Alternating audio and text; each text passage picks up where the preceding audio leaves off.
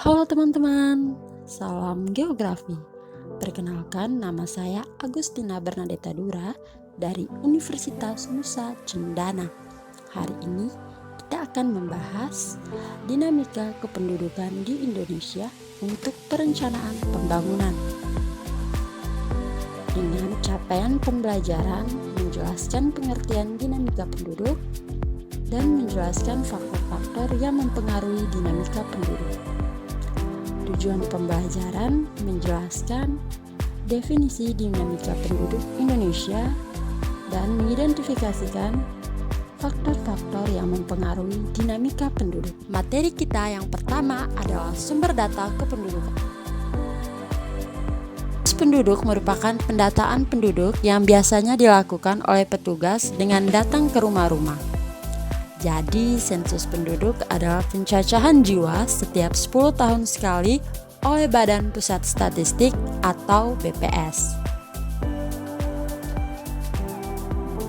Dengan begitu, kamu bisa tahu nih adik-adik, jumlah penduduk di Indonesia itu ada berapa, serta usia yang paling banyak di Indonesia itu ada di kisaran berapa ya?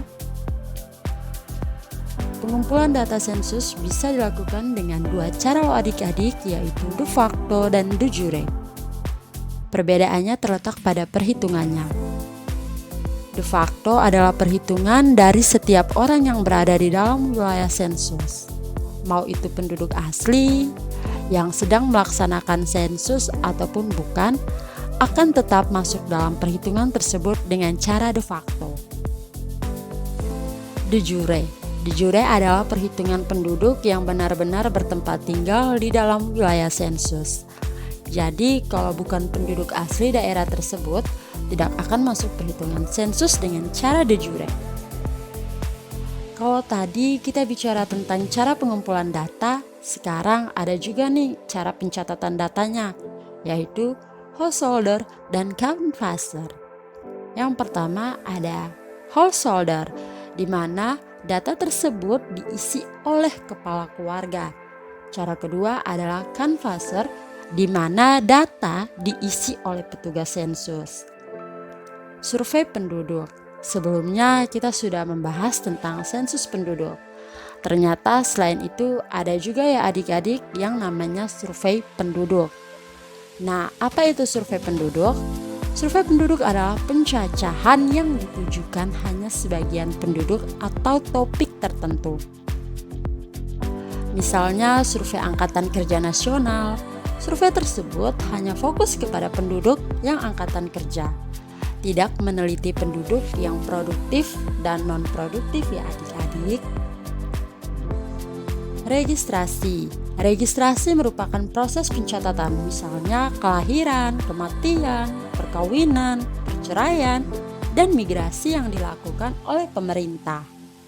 Contohnya adalah pencatatan data kelahiran yang dilakukan oleh kelurahan setempat. Faktor dinamika kependudukan, yaitu kelahiran atau natalitas. Faktor pertama dalam dinamika kependudukan Indonesia adalah kelahiran. Nah, kelahiran terbagi lagi nih adik-adik menjadi dua, yaitu pronatalitas dan antinatalitas.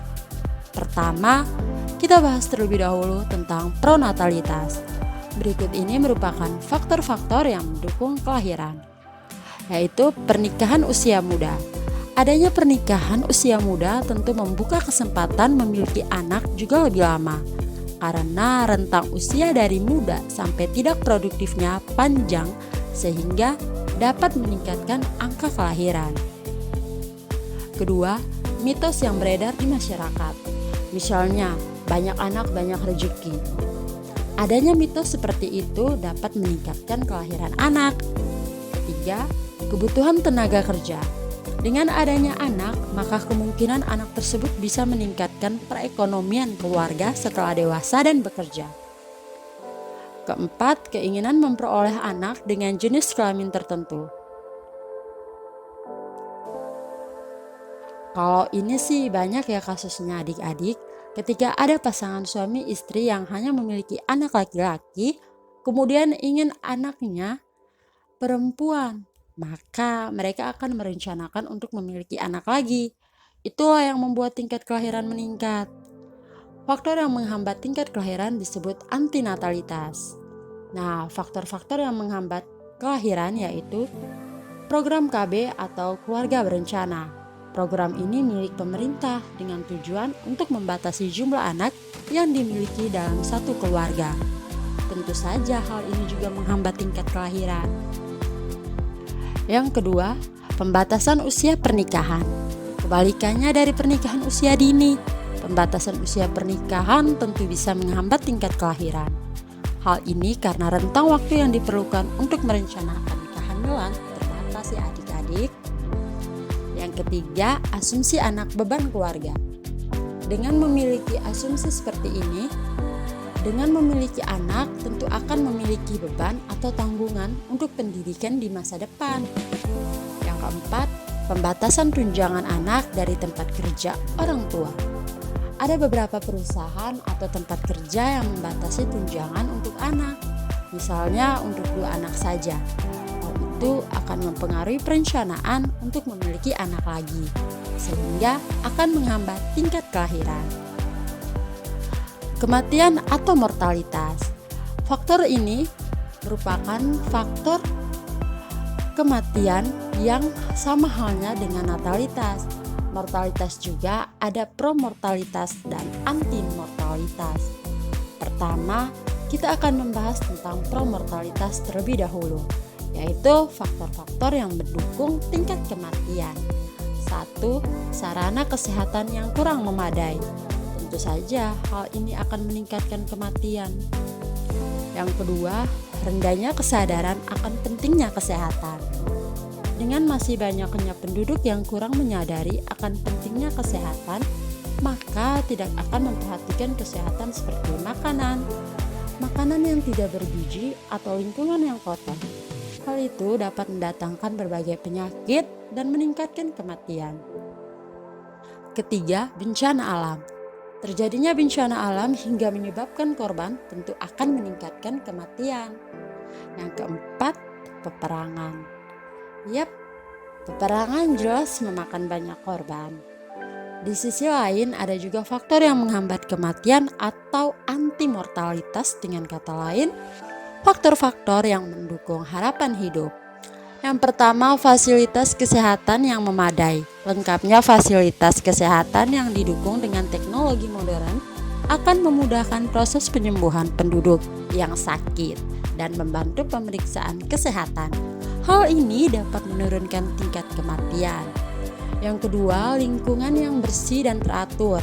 Hal ini akan membuat lingkungan sehat karena jauh dari bibit penyakit seperti nyamuk, penyebab demam berdarah, dan virus. Ketiga, tingginya tingkat kesadaran akan pentingnya kesehatan. Semakin banyak penduduk yang sadar pentingnya kesehatan, maka akan membuat kehidupannya lebih teratur, seperti rajin berolahraga dan memakan makanan yang bergizi. Mobilitas kependudukan adalah perpindahan penduduk dari suatu daerah ke daerah lainnya. Mobilitas sendiri juga terbagi menjadi mobilitas permanen dan non-permanen.